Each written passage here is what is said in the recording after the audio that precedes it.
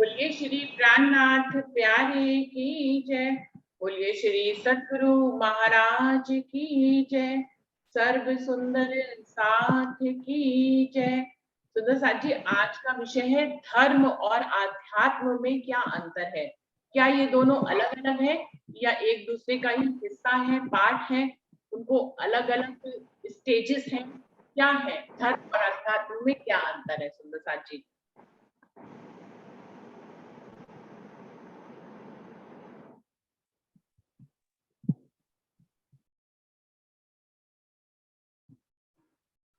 तो सुंदर साथ जी, सबसे पहले संगीता दीदी को बुलाना चाहूंगी। संगीता दीदी आप आए। दीदी प्रणाम जी। प्रणाम जी। दीदी धर्म और अध्यात्म में, धर्म है वो शरीर और जीव से किया जाता है, धारण किया जाता है, जिसमें अपना फर्ज होता है। जैसे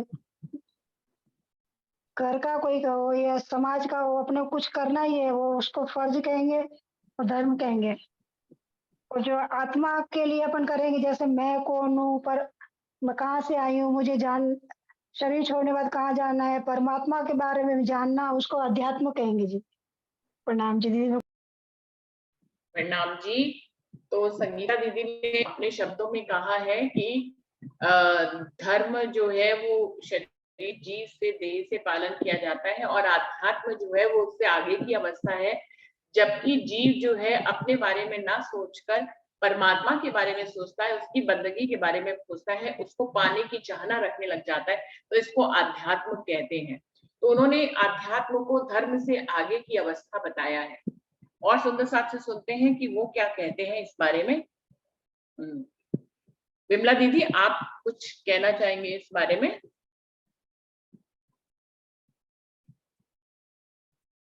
विमला दीदी।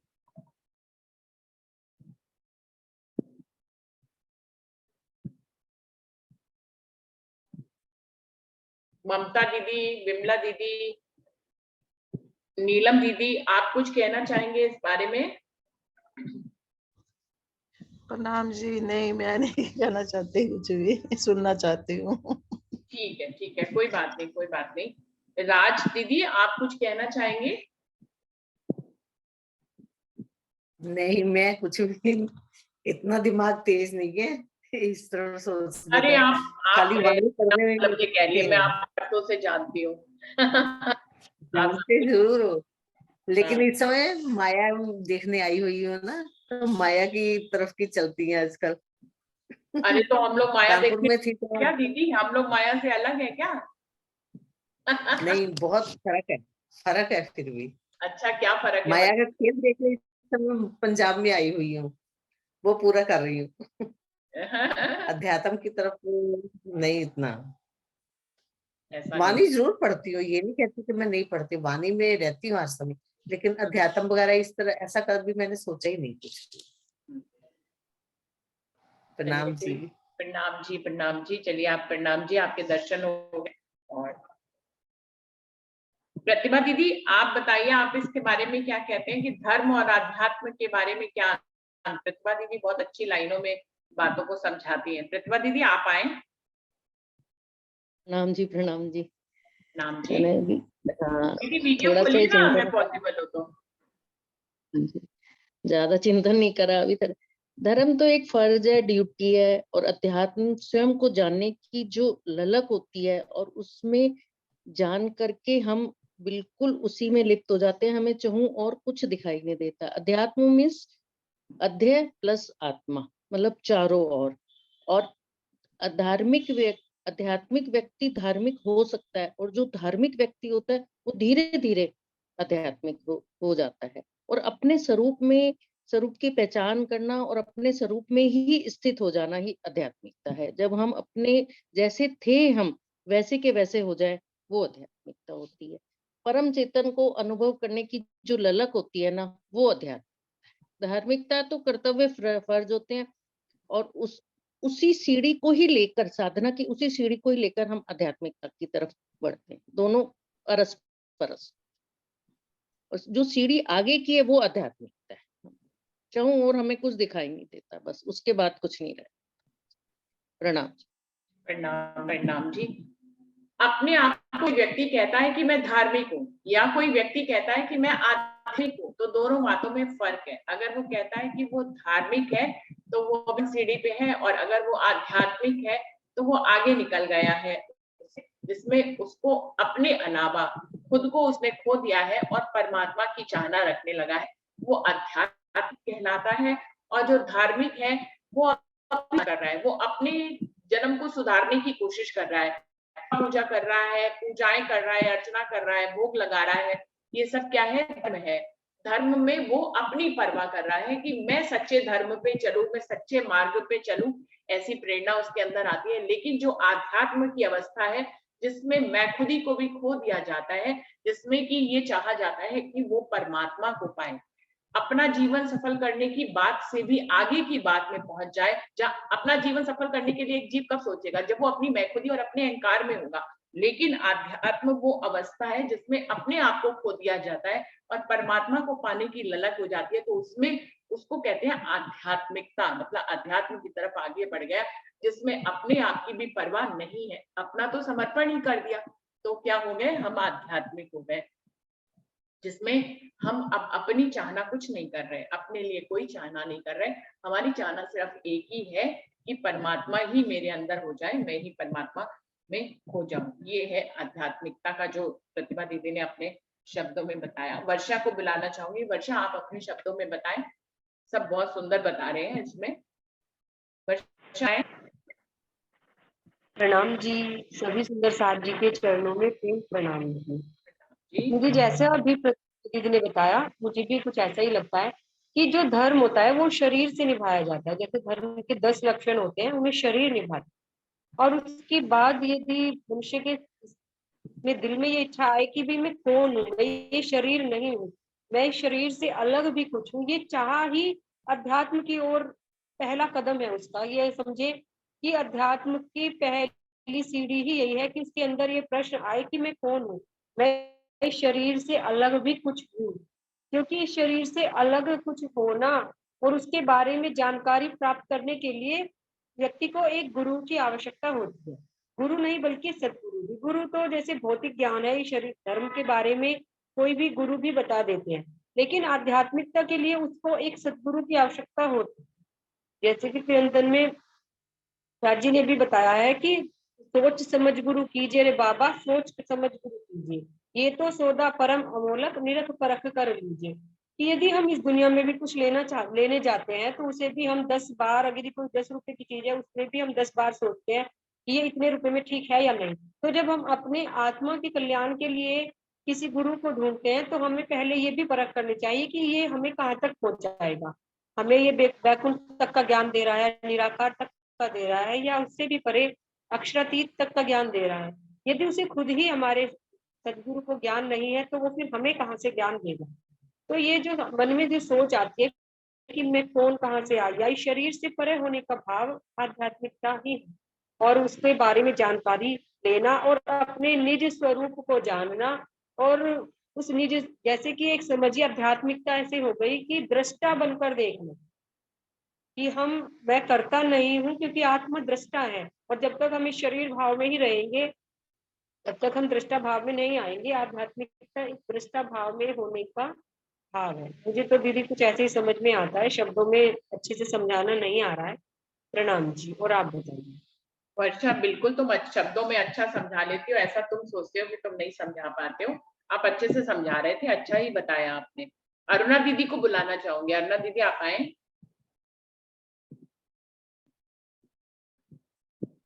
जी प्रणाम जी।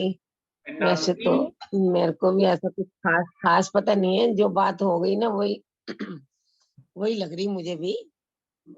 मतलब जो हो चुका अभी तक सब सही रहा, जो प्रतिभा दी ने और वर्षा दी ने बोल दिया बिल्कुल सही, वही बात लग रही बस। बिल्कुल बिल्कुल। शॉर्ट में तो यही भाव आता है कि जो परम चेतन तत्व है उसको पाने की जो ललक है वो आध्यात्मिकता है। और धर्म में कहीं ना कहीं रूढ़िवादिता आ जाती है, कहीं ना कहीं कुछ कर्तव्य फर्ज आ जाते हैं।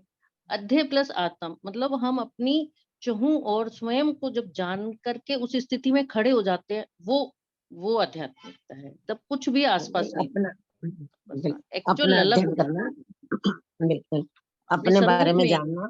जानना। हाँ जी, हाँ, बस प्रणाम। वही ठीक लग रहा है ना भाई, अपने बारे में जानना। धर्म तो ये हो गया कि किसी के जैसे कल बात हो चुकी थी, कोई किसी का हित नहीं करना, किसी की बुराई नहीं करना, मतलब बहुत कुछ हम जो गलत काम कर रहे हैं उनको छोड़ना, ये भी धर्म में आ जाता है।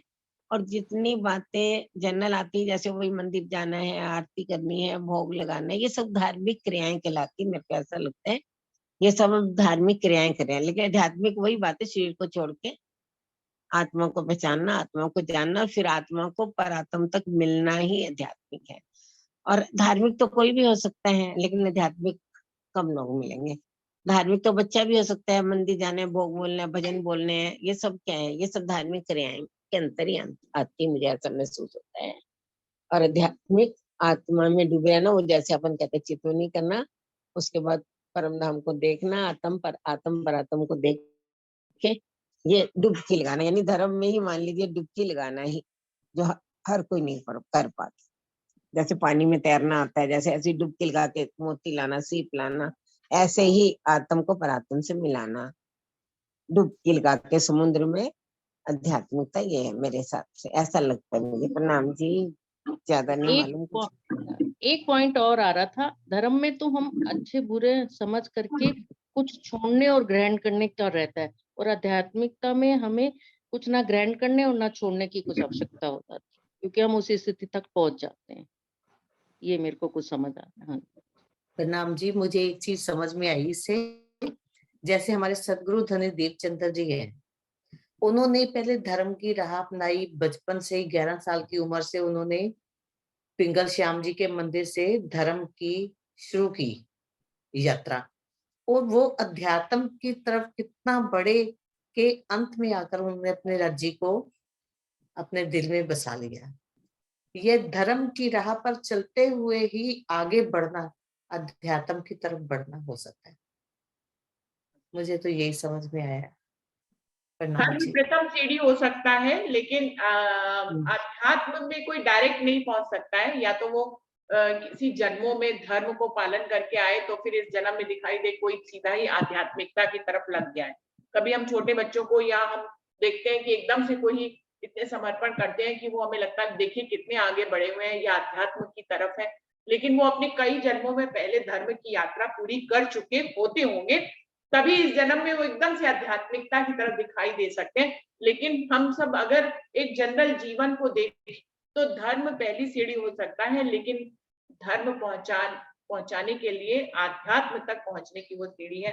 तो वो उससे अध्यात्म बहुत आगे की अवस्था है, जिसमें मैं खुद ही को खोने की अवस्था है, बहुत आगे की।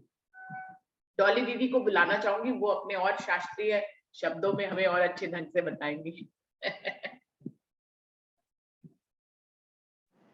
प्रणाम जी सुंदर साथ जी, कुछ ऐसा विशेष नहीं है, बहुत अच्छे से सब सुंदर साथ ने सरल शब्दों में काफी कुछ बता दिया है। तो फिर भी मैं अपने शब्दों में थोड़ा सा आप सबसे अपनी भावनाएं साझा करना चाहती हूँ। तो धर्म क्या है, ये तो हमने कल भी सुना और जाना भी कल, और कि धार्मिक होना क्या होता है। धर्म से ही रिलेटेड है धार्मिकता। धर्म होता है कि हम जब जैसे जो भी क्रियाक्रम करते हैं अपने साधारण जीवन में, कि वो धर्म से संबंधित होनी चाहिए। कि जैसे हम मंदिर जाते हैं, पाठ करते हैं, और सारे कहीं भी किसी भी कभी व्रत करते हैं, कभी कुछ भी जो धर्म से संबंधित काम होता है वो धर्म कहलाता है, धार्मिक होना कहलाता है। तो धर्म के तो 10 लक्षण भी कल भी मैंने बोले। वही है कि धर्म के जब 10 लक्षण की पवित्रता आ जाए, और पवित्रता कैसी, बाहरी और अंदर से पवित्रता आ जाए, झूठ ना बोलना, चोरी ना करना, धन का संग्रह ना करना, इंद्रियों पर संयम, ये सब धार्मिक होने के लक्षण हैं। और क्रोध ना करना, ये सारे जो 10 लक्षण धर्म के मनुस्मृति में बताए गए हैं, वो धर्म के बारे में बताए गए हैं।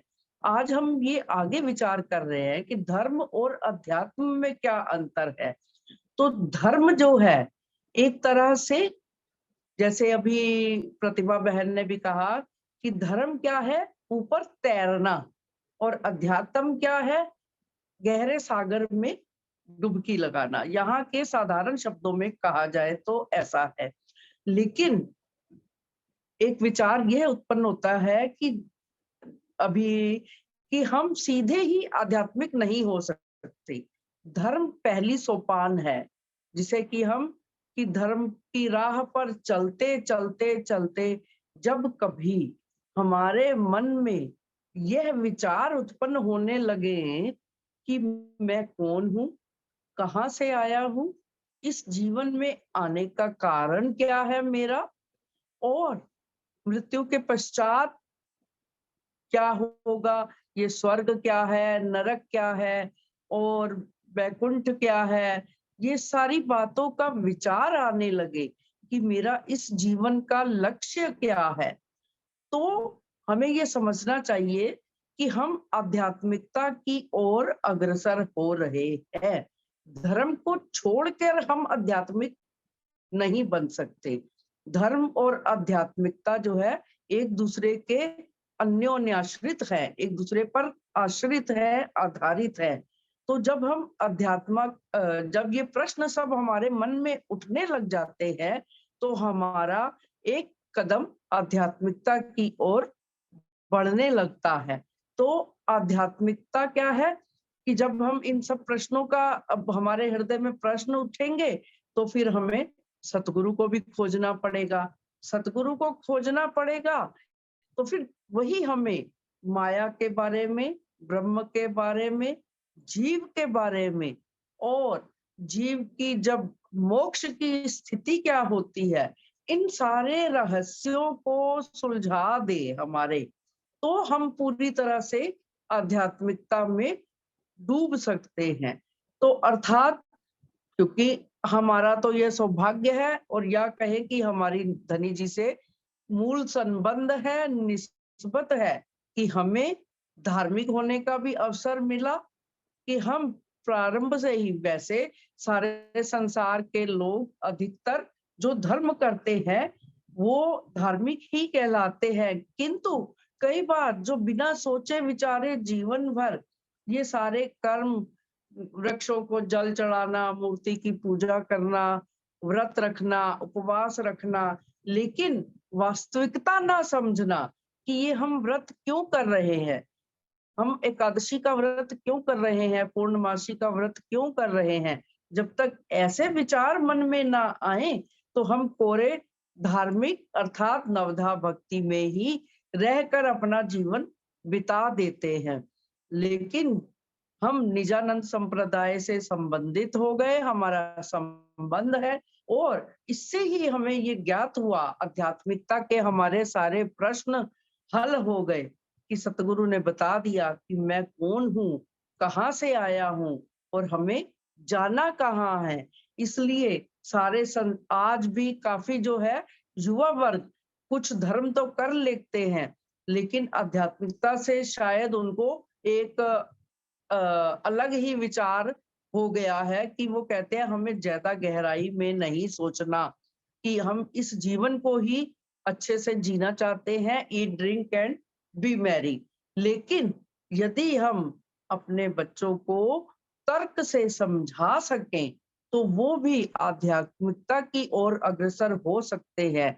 हमारे निजानंद संप्रदाय में भी बहुत से ऐसे आज बालक भी है, युवा भी है, जो आध्यात्मिकता के गहन रहस्यों को समझने लग गए हैं और सबको बताने की भी सक्षमता रखते हैं, सबको भी, सारे संसार के अन्य लोगों को भी बताने में समर्थ होते जा रहे हैं।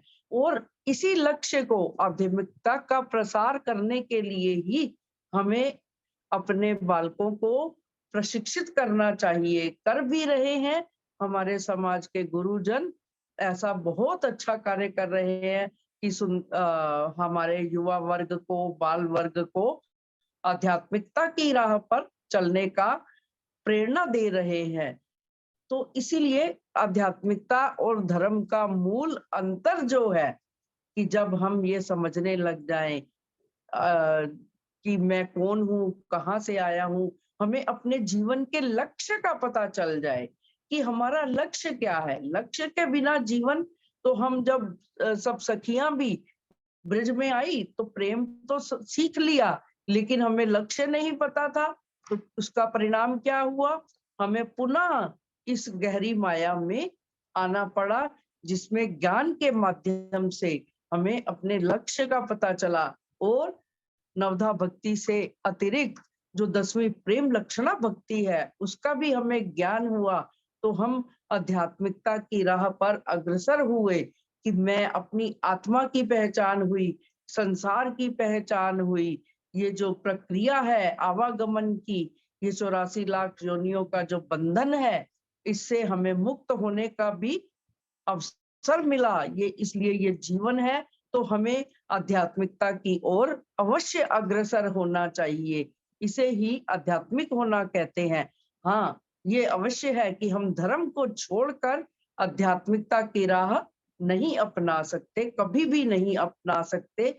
आध्यात्मिक धर्म यदि तैरना है तो आध्यात्मिकता गहरा समुंदर है, उसे हमें आध्यात्मिकता के समुंदर में गोते लगाने ही पड़ेंगे, और वो गोते लगाने की कला हमें सतगुरु ही देते हैं। तो यही मूल अंतर है धर्म में और आध्यात्मिकता में। धर्म है कर्म करना, आध्यात्मिकता है विचार करना। एक और भी बात यही इससे प्रमाणित हो गई कि कर्म और विचार, कर्म करें, लेकिन हम जब विचार करके कर्म करते हैं उसे आध्यात्मिक होना कहते हैं। आध्यात्मिकता को हम कई प्रकार से अपने जीवन में अनुभव कर सकते हैं। इसलिए आध्यात्मिकता की ओर अग्रसर होना बहुत आवश्यक है, अन्यथा हम धर्म की सतह पर ही रह जाएंगे, गहरे में नहीं उतर पाएंगे, आत्मचिंतन की ओर नहीं जा पाएंगे। आज जैसे मेरी बहन बीनू अपनी खिलवत वाणी की चर्चा में भी कह रही थी कि हमें छोटे छोटे प्रण लेने चाहिए, छोटे छोटी बातों से आध्यात्मिकता की ओर इसी तरह हम अग्रसर हो सकते हैं कि हम ये विचार करें कि आज हम ये नहीं आज खाएंगे, ये छोटी छोटी बातों से ही हम बड़ी बातों की ओर, फिर हम अपने आत्मा को भी पहचानने लग जाएंगे, और हम चिंतन में, परमात्मा के चिंतन में, पूर्ण ब्रह्म परमात्मा अक्षरातीत श्रीराज जी के चिंतन में, चितवन में, ध्यान में बैठ सकते हैं। और अंत में मैं यही कहना चाहूंगी कि हमारे निजानंद संप्रदाय में धर्म क्या है, कि धर्म ये है कि हम 8 पहर की सेवा पूजा घर में जब राज जी को पधराया हुआ है तो वो करते रहें, और साथ साथ आध्यात्मिकता क्या करें कि हम चितवनी के लिए भी प्रतिदिन का नियम बना लें, तो हम दोनों का पालन कर सकते हैं। एक सीढ़ी से अगली सीढ़ी पर जाने का प्रयास करना ही धर्म से अध्यात्म की ओर अग्रसर होना है। प्रणाम जी। इन्हीं शब्दों के साथ मैं आप सब सुंदर साथ जी के चरणों में प्रणाम करती हूँ। प्रणाम जी। प्रणाम जी। तो डॉली दीदी ने हमें समझाया है अच्छे ढंग से।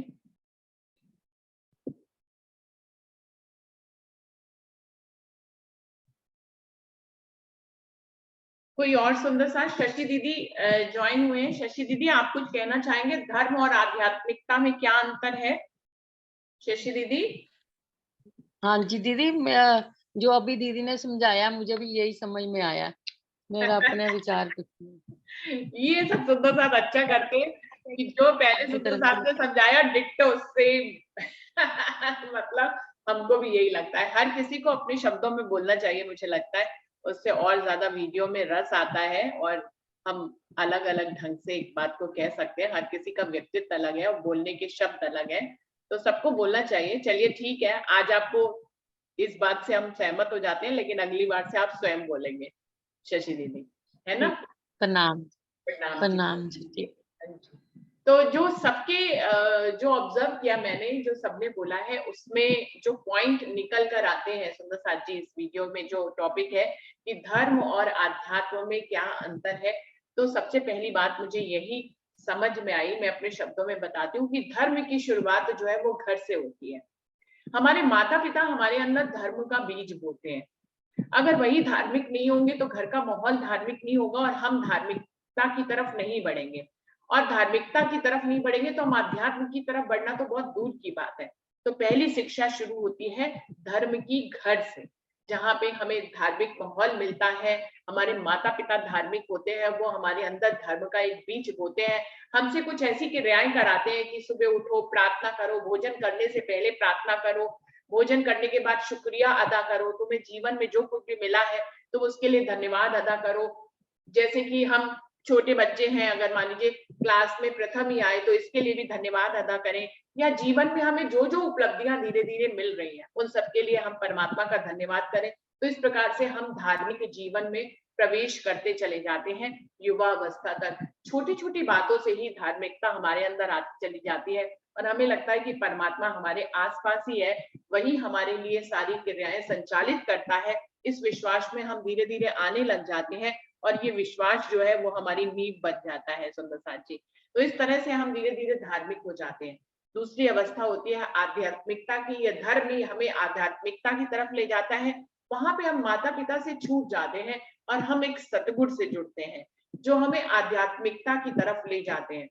तो सुंदर साथ जी, मुझे लगता है आध्यात्मिकता का पड़ाव जो है वो यहीं से शुरू होता है जब हमें सतगुरु मिलता है और उसके ऊपर हम अपने आप को छोड़कर, खुद को, अपनी मैं खुदी को भी छोड़कर उसके ऊपर समर्पित हो जाते हैं। परमात्मा के ऊपर समर्पण तो आगे होता है, सबसे पहले सतगुरु के ऊपर समर्पण अध्यात्म का जो पहला सोपान है, पहली सीढ़ी है कि हम अपने आप को छोड़कर, अपनी सब मैं खुदी को छोड़कर, अपने आप के अपने पूरे वजूद को, अपने पूरे वजूद के साथ हम जब सतगुरु के ऊपर समर्पण कर देते हैं तो यहाँ पर हमारी अध्यात्म की पहली सोपान शुरू हो जाता है, पहली सीढ़ी शुरू हो जाती है कि हमें समर्पण करना आया, हम अपने को छोड़ना हमें आया।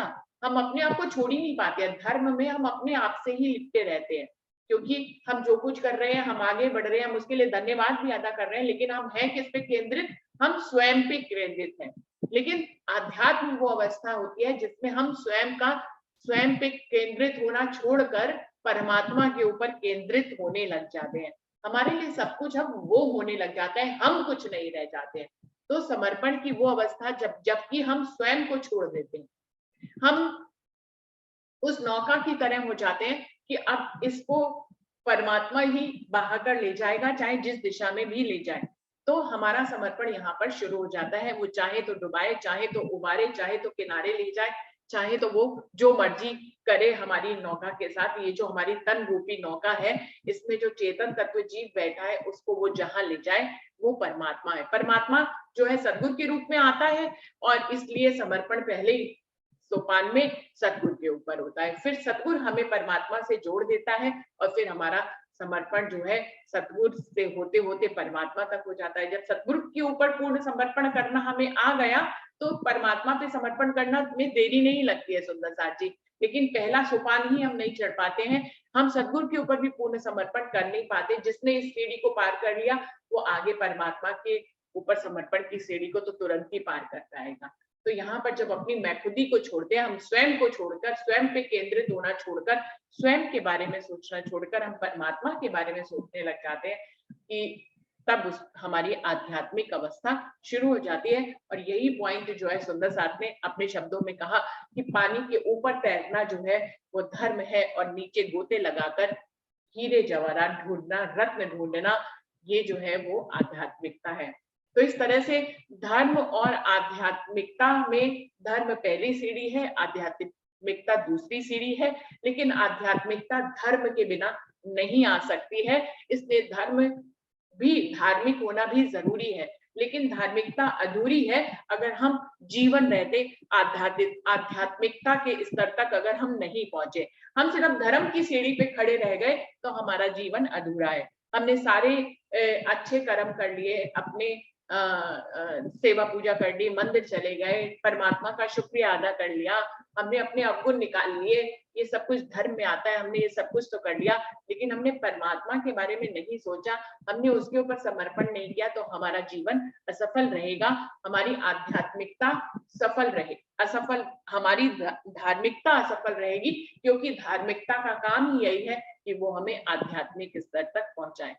तो आध्यात्मिक स्तर तक पहुंचना सुंदर साथ में जरूरी है, वो दूसरा सोपान है, और वहां तक जाना ही जीवन का उद्देश्य हमारा होना चाहिए। आध्यात्मिकता के बिना जीवन अधूरा है, धर्म के बिना तो अधूरा है ही, लेकिन आध्यात्मिकता के बिना बिल्कुल अधूरा है। ये मैं जरूर मान सकती हूँ कि इसके लिए दो जीवन भी लग सकते हैं, कि एक जीवन में आपने धर्म का पालन किया और फिर आपका आयु पूरा हो गया, तो फिर आप दूसरे तन में आप आध्यात्मिकता की तरफ बढ़ेंगे, लेकिन आध्यात्मिकता तक एक जीव को आना ही पड़ेगा। आध्यात्मिकता के आने के बाद ही उसको, जब वो परमात्मा पूर्ण पार्वन परमात्मा को जान जाता है, उसके ऊपर समर्पण कर लेता है, तभी उसके जीव की मुक्ति होती है, यानी कि वो आवागमन के चक्कर से छूटता है।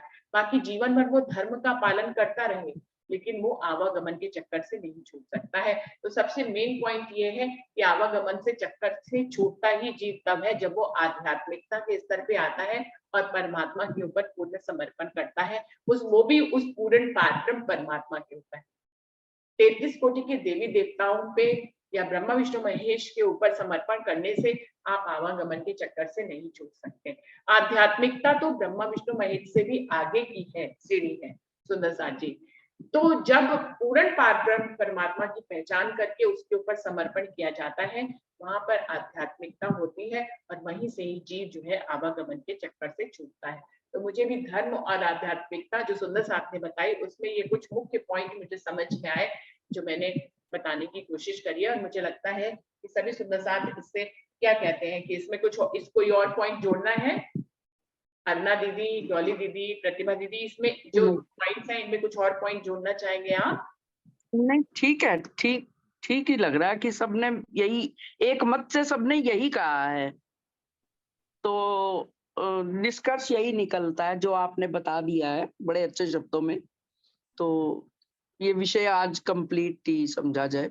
हाँ बिल्कुल बिल्कुल, क्योंकि धर्म की बात तो हम कल भी कर चुके थे, आज बस कल भी कर चुके थे। जी। आध्यात्मिकता से जोड़ना था, तो वो यहीं पे टॉपिक। अभी मैंने ना एक छोटा सा आर्टिकल भी लिखा है इस पे, तो मैं जो वो मैंने ग्रुप में डाल दिया है, सब सुंदर साहब पढ़ भी लेंगे।